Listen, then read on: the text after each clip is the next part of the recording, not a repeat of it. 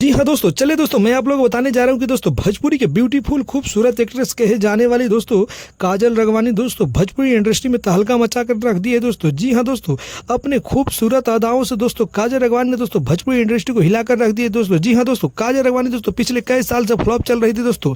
इनको भोजपुरी इंडस्ट्री में काम नहीं मिल रहा था दोस्तों, और दोस्तों इनको बहुत सालों बाद दोस्तों भोजपुरी इंडस्ट्री में अजय यादव ने काम दिए दोस्तों, और तभी से काजल राघवानी दोस्तों भोजपुरी इंडस्ट्री में ट्रेंड करने लगी है दोस्तों, और तहलका मचा कर रख दिए दोस्तों। जी हाँ दोस्तों, काजल राघवानी दोस्तों सोशल मीडिया के थ्रू दोस्तों अपनी अनेक प्रकार के तस्वीरें दोस्तों पोस्ट कर रही है दोस्तों, और पब्लिक के बीच में दोस्तों राज कर रही है दोस्तों।